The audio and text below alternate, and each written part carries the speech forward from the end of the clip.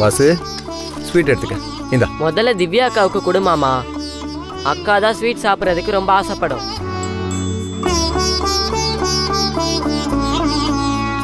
திவ்யாமா sweet எடுத்துக்கம்மா, உனக்கு பிடிச்ச sweet.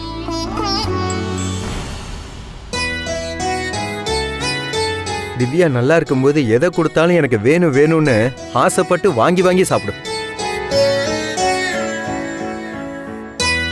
அப்படிப்பட்ட பிள்ளை இப்ப எப்படி உட்கார்ந்துட்டு இருக்கு.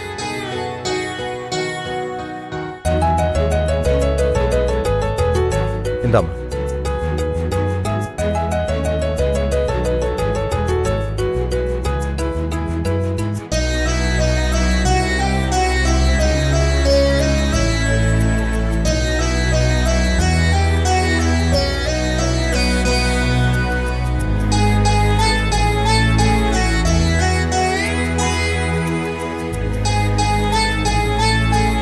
சரி வாசு,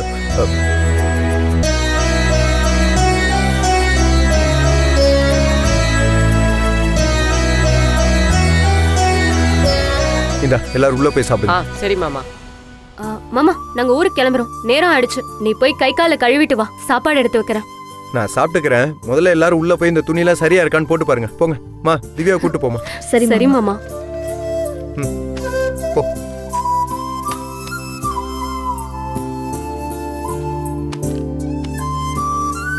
இதையும் எடுத்துட்டு போடா. சரி குடுக்கா.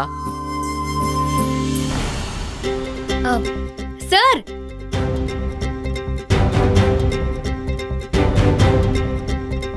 என்ன சார், பெரிய பிசினஸ் அமைஞ்சிருச்சு போல. எல்லாருக்கும் ட்ரெஸ்லாம் வாங்கி கொடுக்குறீங்க.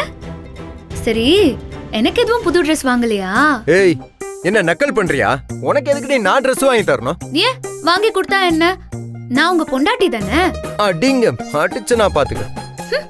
சொல்ல போனா முதல்ல நீங்க எனக்கு தான் வாங்கி கொடுத்துருக்கணும், மத்தவங்களுக்கு எல்லாம் அப்புறம் தான். ஏன்னா ஒரு நல்ல புருஷன் பொண்டாட்டிக்கு தான் ஃபர்ஸ்ட் பிரெஃபரன்ஸ் கொடுப்பான். இத கூட உங்க அக்கா உங்களுக்கு சொல்லி தரலையா? ஏய், என்ன எகத்தாலமா உனக்கு? உனக்கு நான் ட்ரெஸ் வாங்கி தரணுமா? உங்க அப்பா கிட்ட போய் கேள்றி. யாருக்கு யாரு பொண்டாட்டி? இத பாரு, அப்படியே குடிசையோட வச்சு கொளுத்தி விட்டுருவேன் பாத்துக்க. மாமா